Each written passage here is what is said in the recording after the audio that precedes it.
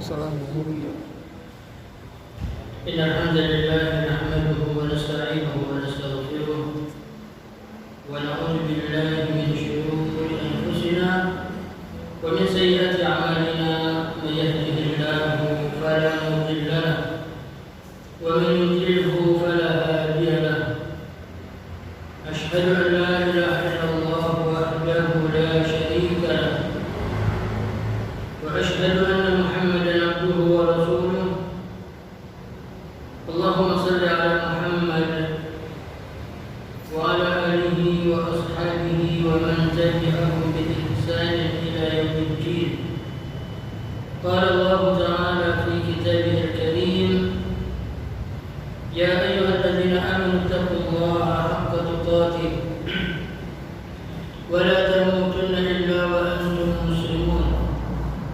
Ya ayyuhan nasu taqu rabbakum alladzi khalaqakum min nafsin wahidah wa khalaqa minha zawjaha wa bassa minhuma rijalan katsiran wa nisaa'a wattaqullaha alladzi tasaaluna bihi wal arham innallaha kana 'alaykum raqiba. Ya ayyuhalladzina amanu taqullaha wa qulu qawlan sadida yuslih lakum a'malakum ويغفر لكم ذنوبكم ومن يطع الله ورسوله فقد فاز فوزا عظيما. أما بعد فمعاشر المسلمين رحمكم الله, alhamdulillah, puja puji syukur kita ucapkan kepada Allah atas nikmat iman, nikmat Islam, nikmat sehat dan banyak nikmat yang Allah berikan kepada kita. Maka kita mohon kepada Allah agar Allah jadikan kita dalam golongan hamba-hambanya yang pandai bersyukur atas nikmatnya. Kemudian salawat dan salam kita aturkan kepada Nabi besar Muhammad sallallahu alaihi wasallam yang dengan diutusnya beliau syariat Islam sempurna, dan kita mohon kepada Allah kemudahan dalam mengikuti sunnah-sunnah Nabi sallallahu alaihi wasallam, dan kita mohon agar kita dimatikan dalam keadaan husnul khatimah. Ma'asyiral muslimin rahimakumullah. Setelah kita berpuasa bulan Ramadan 1 bulan penuh, maka banyak ibadah-ibadah yang kita lakukan, baik itu puasa di siang hari, qiyam di malam hari, kemudian tilawah Al-Quran. Kita bisa menghatamkan sekali dalam sebulan, 2 kali dalam sebulan. Kemudian kita beramal sedekah. Kita tidak mau kehilangan salat berjamaah di masjid. Dan banyak amal-amal saleh yang kita lakukan. Maka mudah-mudahan seluruh ibadah kita di bulan Ramadan diterima oleh Allah Subhanahu wa taala. Kemudian setelah bulan Ramadan kita masuk di bulan Syawal. Maka mari kita muhasabah, apakah ibadah yang senantiasa kita lakukan di bulan puasa, di bulan Ramadan sampai hari ini masih tetap bertahan ataukah hilang ataukah bertambah. Maka kita melihat bagaimana yang disampaikan oleh Syekh Shalih Al-Fauzan hafizahullah. Beliau mengatakan, man kana ya'budu syahr Ramadan fa inna syahr Ramadan qad inqadha wa fat. Barang siapa yang menyembah bulan Ramadan, maka sesungguhnya bulan Ramadan sudah selesai pergi dan sudah meninggal. Wa man kana ya'budullaha, dan barang siapa yang menyembah Allah, fa inna Allaha hayyun la yamut, maka sesungguhnya Allah Maha hidup dan tidak pernah mati. Beliau mengatakan, falyastamir ala ibadatihi fi jami'il awqat, maka hendaklah yang menyembah Allah ini senantiasa melanjutkan ibadah-ibadahnya kepada Allah dalam setiap waktunya. Kemudian Ma'asyiral muslimin rahimakumullah, Ibnu Rajab Al-Hambali beliau mengatakan, mu'awadatus siyam ba'da siyami Ramadan alamah ala qabuli shaumi Ramadan. Membiasakan puasa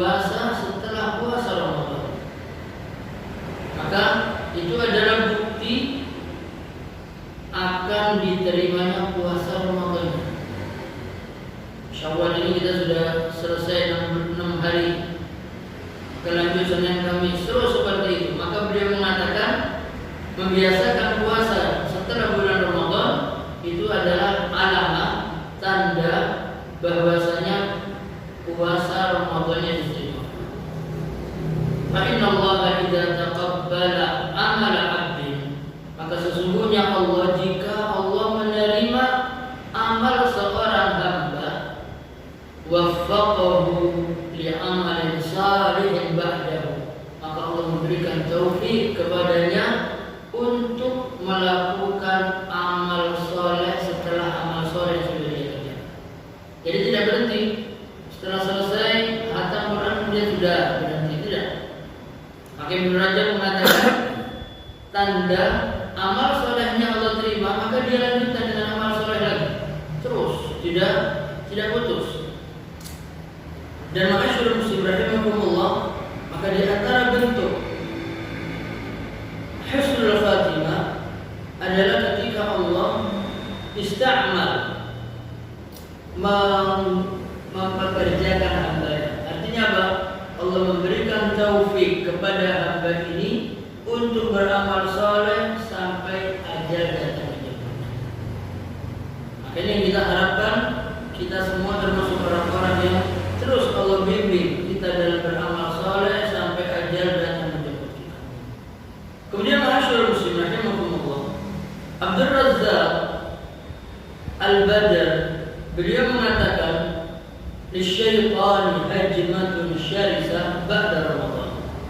Sesungguhnya syaitan ini memiliki hajmah itu serangan yang bengis setelah bulan Ramadan. Karena di bulan Ramadan Allah buka pintu-pintu surga sehingga untuk melakukan ibadah kepada Allah mudah. Allah tutup pintu neraka sehingga hampir-hampir kita ini terjaga. Allah jaga diri kita ini untuk bermaksiat kepada Allah. Dan syaitan dibelenggu. Maka dikatakan oleh beliau Abdul Razzaq Al-Badr, dia mengatakan syaitan ini memiliki serangan yang bengis setelah Ramadan.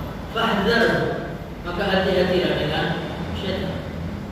Wasta'id billahi min, dan berlindunglah, mohon perlindungan kepada Allah dari syaitan.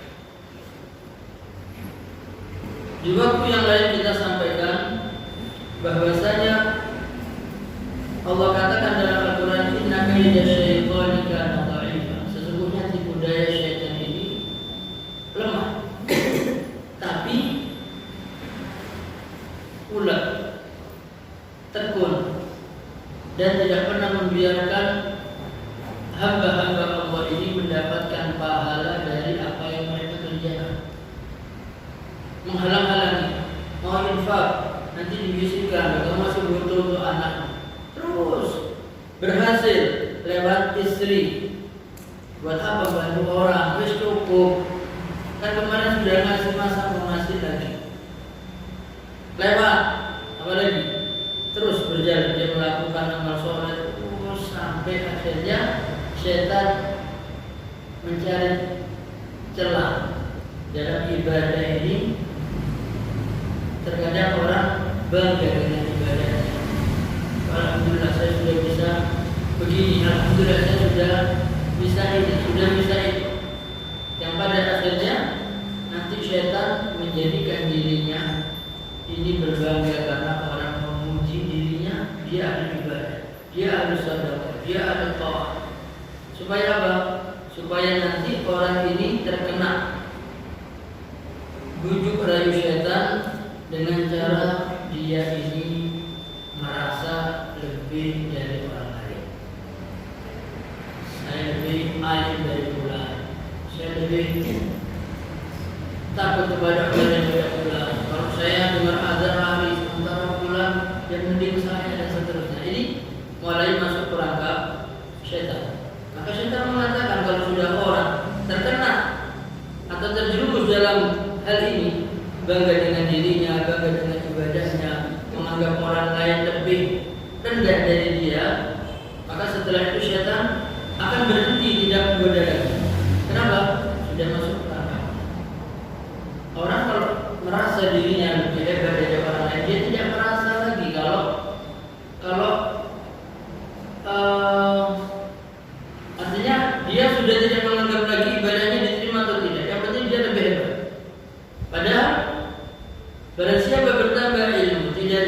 dengan hidayah, maka dia semakin jauh dari Allah. Maka ada bentuk-bentuk dalam doa kita, di antaranya Rabbana la tuzigh qulubana ba'da idh hadaytana wa hab lana min ladunka rahmah innaka antal wahhab. Wahai Tuhan kami, janganlah Engkau jadikan hati kami ini condong kepada kesesatan. Karakter manusia condong kepada maksiat. Kecenderungan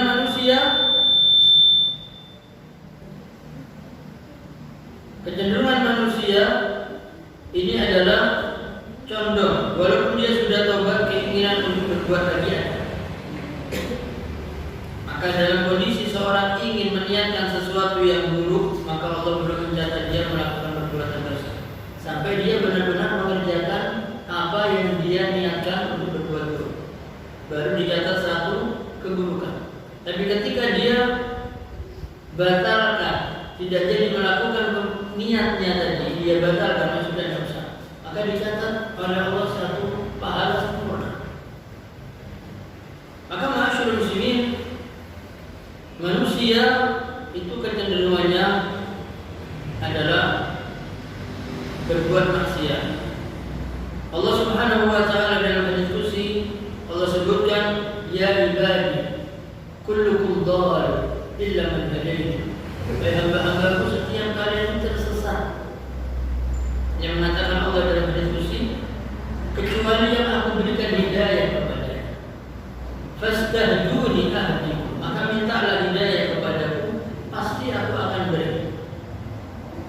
Maka ma'asyiral muslimin rahimakumullah, disepakati tentang orang-orang yang sudah mendapatkan hidayah Allah, kemudian Allah cabut kembali hidayah dari orang ini. Ada beberapa bentuk gambaran kondisi seseorang ini yang awalnya mendapatkan hidayah, kemudian Allah cabut hidayah dan dia tidak merasa.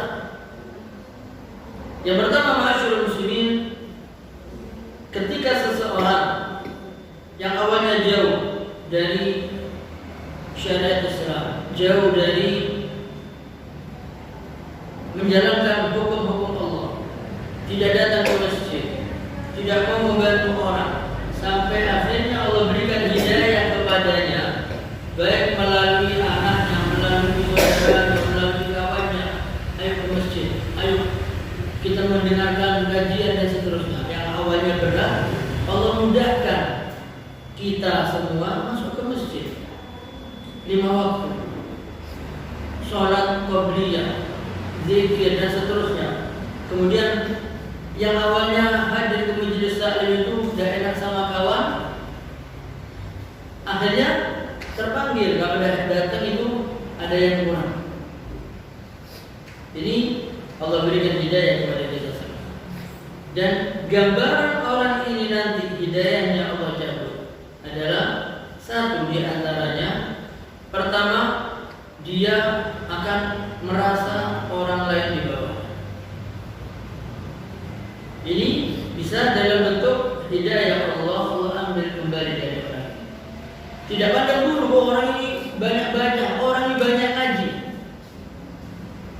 Tidak pandang bulu. S1 kah, S2, S3, punya murid 1000, 2000 dan seterusnya. Makin memberikan hidayah Allah, yang mengambil hidayah Allah. Man yahdihillah fala mudilla lahu. Yang Allah berikan hidayah kepadanya, tidak ada seorang pun yang bisa menyesatkan. Wa man yudlil fala hadiya lahu.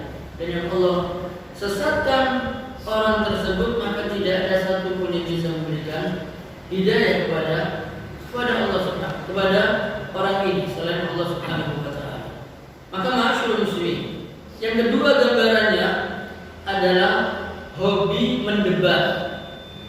Maka al-insan aktsara syai'in jadala, dan adalah manusia itu adalah suka mendebat.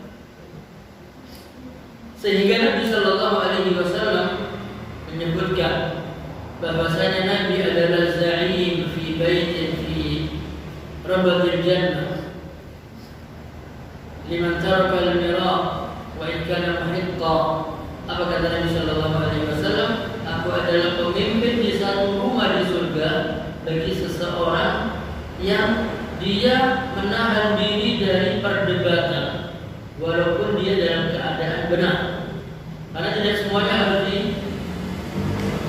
diladeni. Tidak. Ada orang yang hanya mendebat supaya apa? Supaya dia mempermalukan ustaz. Atau ustaz terkadang tidak perlu dijawab. Karena sekarang ini banyak kajian yang didengarkan hanya 10 menit. Terlalu panjang 10 menit. 1 menit. Kemudian begini nasihatnya, dari setiap pengajian 2 jam 1 jam dia hanya ambil 1 menit. Kemudian setelah itu mendengarkan satu kajian seperti ini, tiba-tiba orang ini bertanya, Ustaz, bagaimana menurut Ustaz A, B, C dan seterusnya? Dijawab oleh Ustaz ini dalam kondisi melihat bagaimana kondisi jamaah yang sedang dihadapi oleh Ustaz. Mungkin yang bertanya menanyakan tentang zakat dan seterusnya di hadapan orang-orang yang tidak wajib untuk mengeluarkan zakat. Maka waktu itu Ustaz tidak menjawab. Mungkin dijawab di forum yang lain.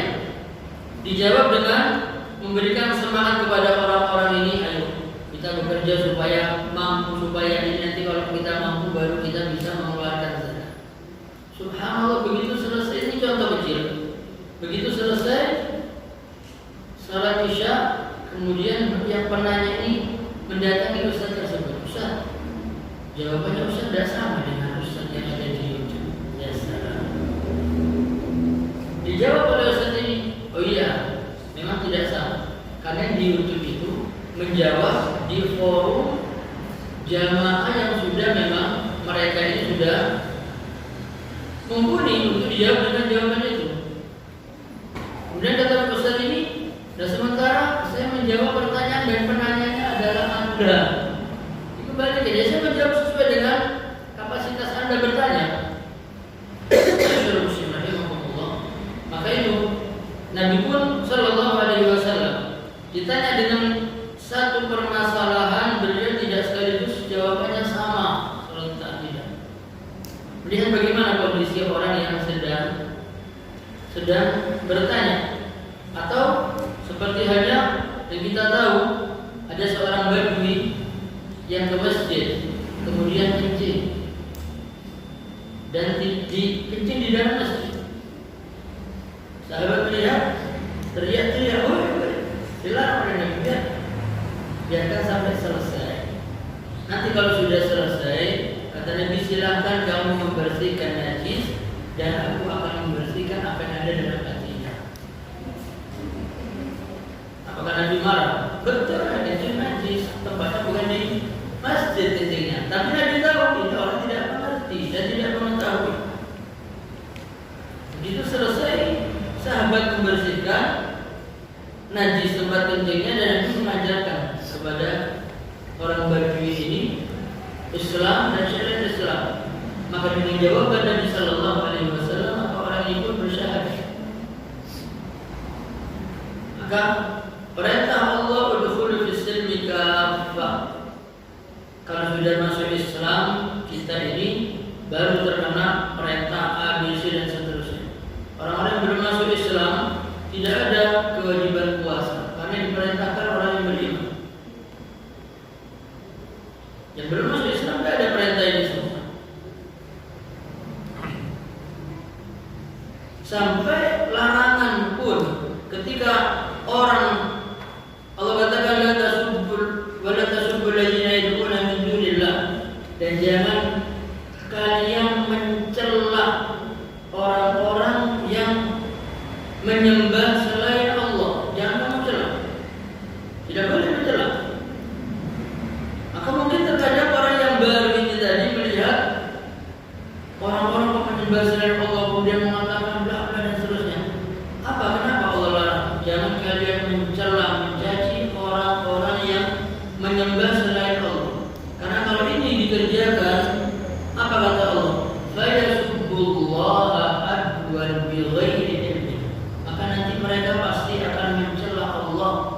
dengan melampaui batas tanpa ilmu. Makanya masyaallah muslimin rahimakumullah, setelah Allah berikan hidayah kepada kita, kemudahan dalam kita datang ke masjid, kemudahan bagi kita untuk hadir di majlis ta'lim, majlis zikir, maka kalau menjadi berubah kondisi kita, satu semakin menilai orang, kok ini begini, kok ini begitu. Hati-hati jangan sampai kondisi kita ini adalah dalam kondisi gambaran di mana Allah cabut kembali hidayah yang sudah Allah berikan kepada kita. Atau menganggap orang lain orang itu melihat orang tua yang sholatnya kurang pas, nanti mengatakan sudah tua masa sholatnya begitu. Masyaallah muslimin, orang tua ini sudah jelas sampai usia sekian itu masih istiqamah beribadah kepada Allah, walaupun dengan ilmu sesuai kemampuan, tapi kita belum tentu sampai di usia itu dalam kondisi beribadah kepada Allah. Maka masyaallah muslimin, urusan hidayah ini adalah di tangan Allah Subhanahu wa taala. Maka yang perlu kita jaga adalah terus kita mohon kepada Allah, doa Rabbana la tuzigh qulubana ba'da idh hadaytana wa hab lana min ladunka rahmah innaka antal wahhab. Dan kemudian masyaallah muslimin rahimakumullah, karena ini masih di masa Syawal, setelah hati kita masih bersih, maka mari kita juga mempelajari ada 3 kezaliman. Dikatakan al-zulmu salasatun. Kezaliman itu ada 3. Yang pertama, zulmun la yaghfirullah. Yang kedua, zulmun yaghfirullah. Yang ketiga, zulmun la yatrukullah. Kezaliman yang pertama, kezaliman yang tidak Allah ampuni berat. Yang kedua, kezaliman yang Allah ampuni berat. Yang ketiga, kezaliman yang Allah tidak akan membiarkan urusan ini. Allah Subhanahu wa taala sebutkan dalam hadis qudsi, ya ibadi inni haramtu dzulma ala nafsi wa ja'altuhu bainakum muharrama fala tadzalamu. Wahai hamba-hambaku, sesungguhnya aku telah haramkan atas diriku berbuat zalim, maka aku jadikan perbuatan ini haram terjadi di antara kalian. Kemudian masyaallah muslimin, kezaliman yang pertama, kezaliman yang Allah tidak ampuni. Dalam bahasa Arab, al-zulm itu adalah waqfu syai' bi ghairi mawqif. Meletakkan sesuatu bukan pada tempatnya, ini termasuk zalim. Kezaliman yang terbesar adalah Allah katakan dalam Al-Qur'an, inna syirka la zulmun 'adzim. Sesungguhnya kesyirikan itu adalah kezaliman yang paling besar. Nabiullah Ibrahim alaihissalam dikatakan beliau adalah Abul Anbiya, bapak para nabi, bapak para rasul. Bahkan Nabi Ibrahim ini punya anaknya Nabi, cucunya Nabi, sampai kepada Nabi Muhammad sallallahu alaihi wasallam. Apa doa beliau? Doanya adalah wajnubni wa baniya an na'budal asnam. Termasuk Nabi Ibrahim ini adalah pelopor tauhid, Nabi Ibrahim alaihissalam. Maka dia berdoa, dan jauhkan aku wa baniya dan anak-anak keturunanku an na'budal asnam, yaitu kami ini menyembah patung. Ini sekelas Nabiullah Ibrahim alaihissalam. Nanti kita menganggap ada perlu kita ini jelas sholat ini. Nabi Ibrahim berdoa, wajnubni wa baniya an na'budal asnam. Rabbi innahunna adlana katsiran minan nas. Wahai Tuhanku, sesungguhnya patung-patung ini banyak menyesatkan kebanyakan manusia. Ini doa Nabi Ibrahim alaihissalam. Maka ma'asyiral muslimin rahimakumullah, kezaliman ini yaitu syirik, minta kepada selain Allah, menyembah kepada selain Allah, beribadah ditujukan kepada selain Allah. Ini termasuk syirik atau kezaliman yang Allah tidak ampuni pelaku dosa. Yang kedua, zulmun yaghfirullah, kezaliman yang Allah ampuni pelaku. Maka Allah Subhanahu wa taala dalam diskusi pada hadis yang kita sebutkan tadi, ya ibadi innakum tukhti'una bil-laili wan-nahar.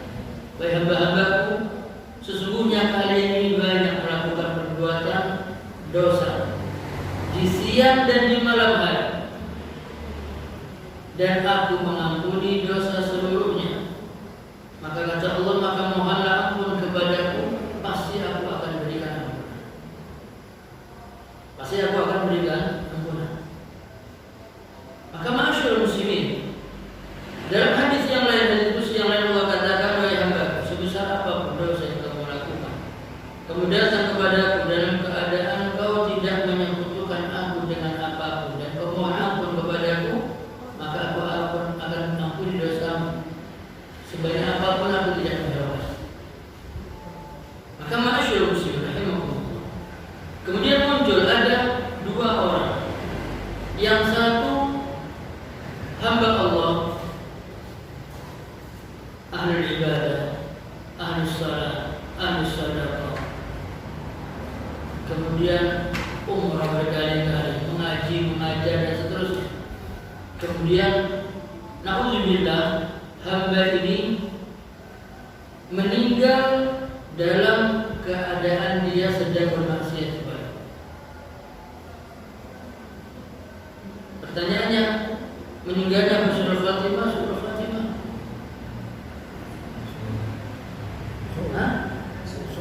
Su'ul khatimah. Su'ul khatimah, ahli ibadah. Kemudian ujungnya dia meninggal dalam keadaan na'udzubillah minal khamr. Dia meninggal dalam keadaan na'udzubillah sedang berzina. Pertanyaannya, maaf, yang kedua, seorang ahli ibadah sama, kemudian dalam keadaan kesulitan ekonomi, dia pergi ke satu tempat untuk memohon, meminta kekayaan.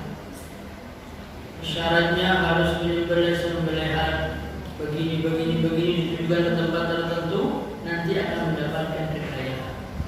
Dalam kondisi seperti itu orang ini meninggal. Husnul khatimah, su'ul khatimah, su'ul khatimah. Sama-sama meninggal dalam keadaan berbuat zalim kepada Allah atau menzalimi dirinya sendiri. Yang pertama, ma'asyiral muslimin, karena kezaliman dia adalah atas dirinya sendiri, dia bermaksiat kepada Allah. Maka ahli sunnah wal jamaah mereka mengatakan orang-orang pelaku dosa besar ini masuk neraka, tapi mereka tidak kekal. Kenapa? Meninggal dalam keadaan minum khamar atau dalam keadaan berzina, maka kemaksiatan ini tidak menghapus pahala salatnya. Nah, menghapus pahala salat. Kemaksiatan dia menghapus pahala salat. Seorang bermaksiat kepada Allah, maaf, dengan berzina, apakah pahala salatnya terhapus karena dia berzina? Harus dijawab. Terhapus tidak? Tidak. Pahala sedekahnya terhapus? Tidak. Karena Allah akan menghukum setiap orang sesuai dengan dosa yang dia lakukan. Kalau sebelum wafat dia bertobat, mohon ampun kepada Allah, janji Allah mengampuni dosa seluruhnya. Walaupun nanti prosesnya harus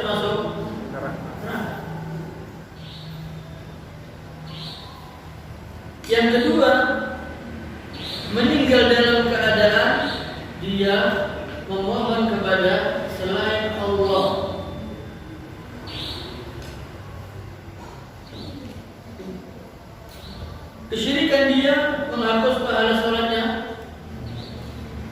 menghapus pahala sedekah, menghapus pahala umrahnya, menghapus. Maka dalam Al-Quran ada satu ayat, yang ayat ini juga termaktub di dalam kitab Zabur, Taurat, Injil, Suhuf Ibrahim, Suhuf Musa, yaitu satu ayat, walaqad uhiya ilaika wa ila alladziina min qablik la in asyrakta la yahbatanna 'amaluka wa la takunanna minal khasirin. Yaitu telah diwahyukan kepada Muhammad dan kepada nabi-nabi sebelummu. Apa wahyunya? Jika kamu menyekutukan Allah, maka akan menghapus semua amal perbuatan. Habis semuanya, habis. Wa la takunanna minal khasirin, dan kamu akan termasuk dalam golongan orang-orang yang rugi. Ruginya khasirat dunia wal akhirah. Khasirat dunia adalah kerugian dalam urusan agamanya. Khasirat akhirah, rugi di akhirat adalah dia masuk neraka, khalid finnar, kekal dalam api neraka. Ini jelas perbedaannya, jelas. Ahlussunnah wal Jamaah mereka mengatakan murtakibul kabair, pelaku dosa-dosa besar, itu mereka masuk neraka tapi mereka tidak kekal. Ketika api neraka dan surga ini berdebat, ihtajat an-nar, neraka ini berdebat dengan al-jannah. Kemudian neraka mengatakan fiya al-jabbaru al-mutakabbirun. Nanti penghuniku adalah orang-orang yang zalim dan orang-orang yang sombong. Surga mengatakan fiya, nanti penghuniku adalah ad-du'afa wal masakin, orang-orang lemah dan orang-orang yang miskin. Akhirnya Allah Subhanahu wa taala menjadi hakim di antara api neraka dan surga. Kemudian Allah mengatakan innaki al-jannah, sesungguhnya kamu wahai surga, rahmati arhamu biki man asya. Kau adalah rahmatku, di mana aku akan memberikan kasih sayangku denganmu siapa yang aku kehendaki. Wa innaki anna, dan engkau wahai neraka, sesungguhnya engkau adalah siksaanku yang aku siksa siapapun denganmu. Selesai? Belum. Maka Allah kemudian mengatakan, dan bagi setiap kalian berdua aku punya kewajiban. Kewajibannya apa? Aku akan menjadikan kalian semua penuh. Nerakanya harus penuh, surganya harus penuh. Dan janji Allah kepada api neraka dan kepada surga, maka harus terrealisasi. Kenapa? Allah tidak pernah ingkar janji. Lalu endingnya bagaimana? Ujungnya bagaimana? Maka neraka.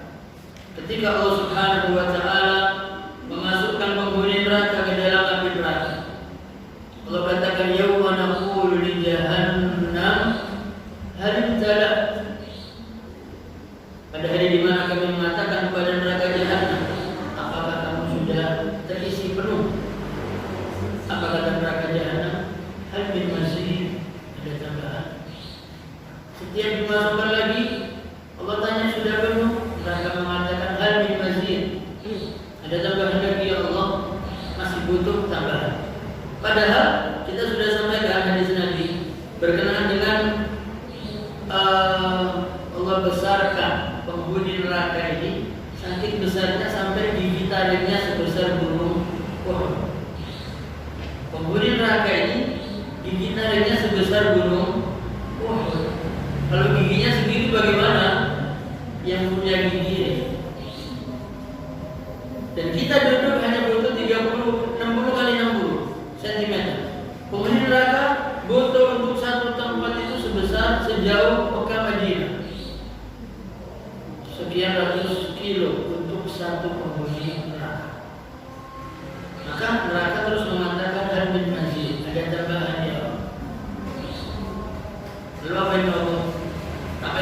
sebagaimana disampaikan, maka Allah meletakkan satu telapak kakinya sehingga yanzali ba'dahu, maka sebagian ini akan karena dimasukkan ke neraka kaki Allah ini telapak, maka semua yang ada ini kemudian mengumpul menjadi satu sehingga nerakanya mengatakan cukup.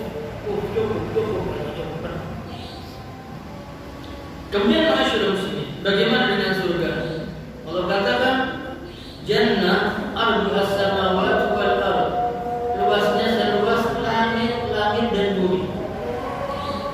Penghuni bumi sebanyak apapun untuk memenuhi langit tidak bisa penuh, karena sebagaimana disampaikan oleh Nabi Sallallahu Alaihi Wasallam,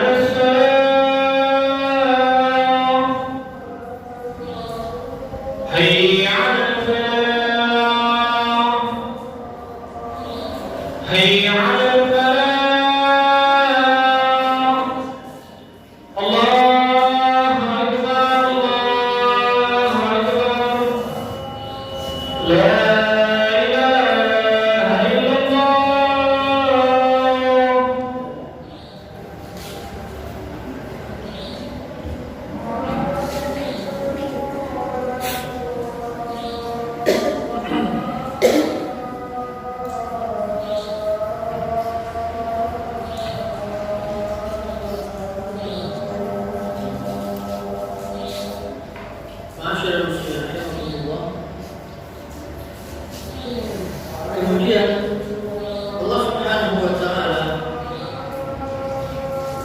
berkenan untuk menunaikan janjinya kepada surga, yang Allah akan memenuhi surga dengan penduduk-penduduk surga. Maka Allah Subhanahu wa taala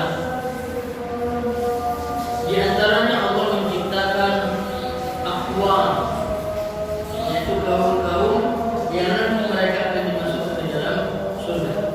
Yang pertama. Yang kedua, Allah akan mengangkat penghuni neraka ini yang mereka tidak menyebutkan Allah dengan apa-apa, dengan melalui syafaat Nabi Sallallahu Alaihi Wasallam atau melalui rahmat Allah Subhanahu wa taala. Allah akan angkat dari neraka orang-orang yang bersalah. Kalau belum melalui syafaat Nabi Sallallahu Alaihi Wasallam, maka syaratnya Allah ridho dengan orang yang diberi syafaat. Maka mendapatkan syafaat Nabi Sallallahu Alaihi Wasallam, banyak hal yang sudah kita sampaikan, di antaranya pada adzan kita menjawab Allah Rabbana dapat kita mawasana syaitanimah dan seterusnya. Akan Nabi mengatakan, barang siapa yang memohonkan aku wasilah, maka halal kamu syafaat, dia mendapatkan syafaat kepada hari kiamat. Kemudian masyaallah subhanallah, maka Allah Subhanahu wa taala akan memasukkan orang-orang yang tidak menyekutukan Allah dengan apapun ke dalam surga Allah, baik itu orang yang punya keimanan, dalam hatinya ada kebaikan sampai yang terkecil sebesar sebesar biji sawi. Allah masukkan. Kemudian Nabi minta lagi kepada Allah dengan syafaat, ya Allah, minta yang lebih lagi kebaikan dalam hati orang itu walaupun 10 kali lebih kecil daripada biji sawi. Terus begitu sampai akhirnya Allah mengatakan, cukup wahai Muhammad, aku akan memberikan siapapun yang aku kehendaki dari umatmu untuk masuk surga. Sampai akhirnya surga ini pun dipenuhi oleh penghuni surga. Kemudian masyaallah subhanallah, maka berkenaan dengan menjaga, Allah subhanahu wa ta'ala menjaga hambanya agar supaya tidak minta kepada selain Allah. Allah memperkenalkan diri, wa ana rabbukum fattaqun, dan aku adalah Tuhan kalian, maka bertakwa kepada Allah. Mengatakan, dan aku adalah Tuhan kalian, aku yang memiliki kebutuhan kalian, aku yang menciptakan kalian, aku yang menanggung rezeki kalian, apalagi surga milikku. Kemudian apalagi? Maka Allah memperkenalkan semuanya, bahwasanya semua kebutuhan kalian aku yang mencukupi. Nasibmu berada di tanganku, kata Allah. Rezekimu ada di tanganku, kata Allah. Semua keperluanmu aku yang menyelesaikan. Maka kata Allah, bertakwalah kamu kepadaku, taat, tunduk, patuh, selalu ingat kepadaku, kata Allah. Fadhkuruni azkurkum, ingat kepadaku, pasti aku akan ingat kepada kalian. Nabi katakan, ta'arraf rabbaka bil-rakha ya'rifka bi-syiddah. Karena Tuhan kalian dalam keadaan kalian ini, dalam keadaan sakit, dalam keadaan senang, bahagia, sehat, berkemampuan, nanti ketika kondisi kalian dalam keadaan kebalikannya, maka kata Nabi sallallahu alaihi wasallam, Allah akan ingat kepada kalian. Maka banyak rukuk dan sujud di hadapan, kata Allah, niscaya kamu akan selamat dunia akhirat. Aku akan berikan semua kebutuhan. Dan Allah berjanji, wa man yattaqillah yaj'al lahu makhraja wa yarzuqhu min haitsu la yahtasib. Wa man yattaqillah yaj'al lahu min amrihi yusra. Wa man yattaqillah yukaffir anhu sayyi'atihi wa yu'ti lahu ajra. Semuanya Allah akan berikan kepada hamba-hambanya yang bertakwa kepada Allah, sehingga tidak perlu minta kepada selain Allah. Tidak perlu minta pesugihan kepada tempat-tempat yang dianggap keramat. Tidak perlu datang ke orang-orang yang mengatakan dia bisa meramal, dia bisa mengatur nasib.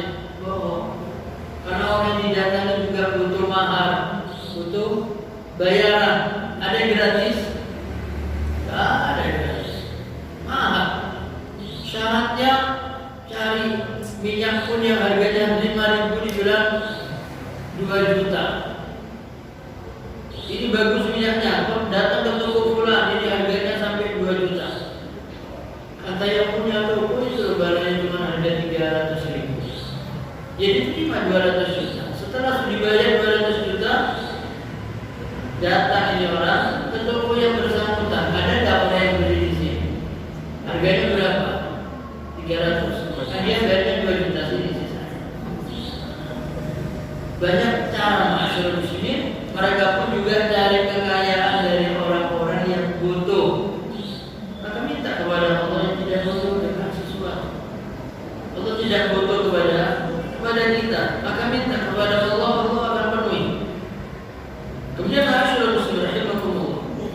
Yang ketiga, kezaliman yang ketiga adalah zulmun. Az-zulmu bainal ibad. Kezaliman di antara sesama hamba-hamba Allah. Ini yang banyak memasukkan ahlul tauhid ke dalam neraka.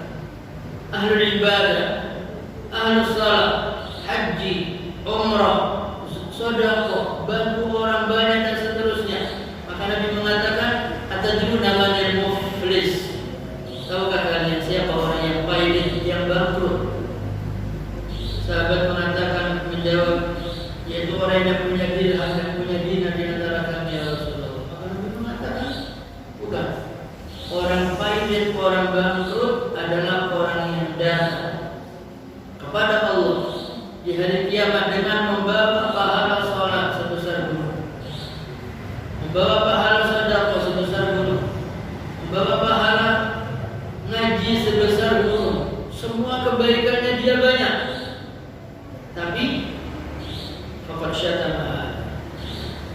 dia suka mencaci fulan, dia merusak kehormatan fulan, dia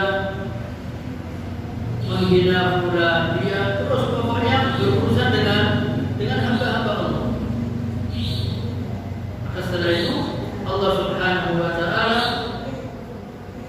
Maha adil, ahkamul hakimin, hakim yang paling tegas, jujur, benar, tidak bisa disogok.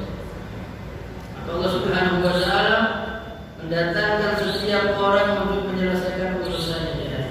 Maka Nabi sallallahu alaihi wasallam beliau mengatakan setiap orang pada hari itu ingin agar ada yang memikul dosanya. Fulan datang kepada Allah, ya Rabb, hambamu ini dulu suka meremehkan saya di hadapan banyak orang, mempermalukan saya, dan saya tidak bisa membalas. Hari ini saya minta penuntut di hadapan di mahkamah, ya Rabb. Allah mengatakan kepada ahli tauhid, ahli ibadah, ahli sedekah, ahli shalah, ahli siyam, Allah katakan kepada fulan, bayar, tunaikan hak saudara ini. Minta maaf, dikasih. Nah, orang ini minta pahala, maka Allah mengatakan bayar, karena tidak ada lagi permohonan maaf, tidak ada lagi dinar, tidak ada lagi dirham, yang ada pahala dari ahli shalah, ahli tauhid tadi diberikan kepada orang yang memiliki hak bayar. Selesai satu kali, datang lagi, ya Rabb, dulu fulan ini kalau melihat saya itu meremehkan, saya sakit hati dan seterusnya. Saya tidak bisa membalas karena memang dia orang alim, sementara saya ini tidak. Hari ini aku di hadapan ya Rabb menuntut hak saya terhadap orang ini. Minta maaf, tidak ada. Yang ada pahala. Terus sampai pahala semuanya habis, masih ada datang lagi orang kepada Allah, ya Rabb, fulan ini dulu mempermalukan anak saya, katanya anak saya bahlul dan seterusnya, gitu. Saya dimohon untuk menuntut hak di hadapan terhadap fulan. Hamba ini mengatakan, ya Rabb, semua pahala habis. Allah katakan kepada yang menuntut hak, supaya fulan sudah tidak ada pahala. Orang yang menuntut mengatakan, ya Rabb, dosa saya banyak, tidak akan. Itu masyhur Muslim rahimahullah, Nabi sallallahu alaihi wasallam sampai beliau menangis dalam kondisi di mana setiap orang menuntut hak. Maka Nabi mengatakan, hendaklah kalian menyelesaikan urusan kalian dengan hamba-hamba Allah sebelum datang hari di mana tidak ada dinar wala dirham, tidak ada lagi, tidak berlaku kekayaan. Kalau sekarang minta maaf, tidak ngasih, melihat orang ini ternyata punya tanggungan SPP anaknya, dia bisa ngomong, sudahlah maafkan saya, nanti SPP anakku saya yang tanggung. Bisa diberikan maaf, karena memang tidak bisa tagihan terus. Jadi datang orang mau ngasih, ya sudah saya maafkan, selesaikan urusan anak saya. Bisa. Tapi di hadapan Allah, Allah katakan, yawaddul mujrimu law yaftadi min adzab yawmin. Orang-orang yang berbuat dosa ini, yang banyak dosanya, ahli maksiat, dia menginginkan kalau ada yang menjadi tembusan untuk dirinya, mungkin dia selama dari akhirat. Dia katakan, ya waddul mujrimu law yaftadi min adzab yawmin bibani. Anaknya dibuat tembusan, istrinya dibuat tembusan, ayah ibunya dibuat tembusan, keluarganya yang selama hidup di dunia suka membela dia minta supaya dia menjadi tembusan di hadapan Allah. Jadi setiap orang diajarkan, Allah katakan, yauma yafirrul mar'u min akhihi, pada hari di mana setiap laki-laki lari dari saudara, wa ummihi wa abihi, lari dari ibu dan bapaknya, wa sahibatihi wa bani, lari dari istri dan anak-anaknya. Likulli imri'in minhum yawma idzin sya'nun yughni, pada hari itu setiap orang disibukkan dengan urusannya sendiri-sendiri. Tidak ada mikir lagi istrinya ditinggal, tanahnya ditinggal, karena ingin menyelamatkan dirinya masing-masing. Maka itu Nabi Sallallahu Alaihi Wasallam mengatakan, "Falyatahallal al-yawm," dan diselesaikan urusan dengan manusia di kehidupan dunia ini sebelum nanti di hari dari kiamat lagi.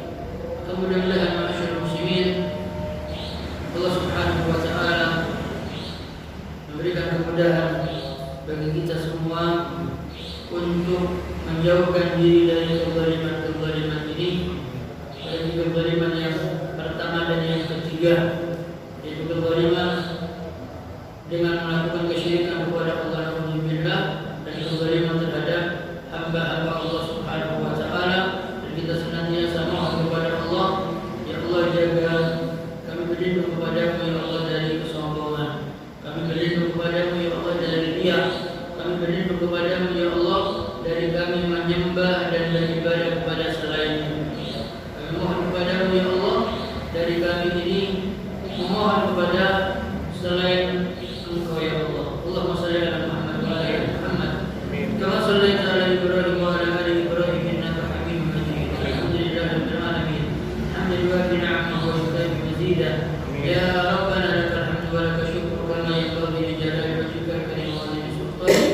Allahumma ij'al jam'ana hadha jam'an marhuma wa tafarruqana min ba'dihi tafarruqan ma'suma.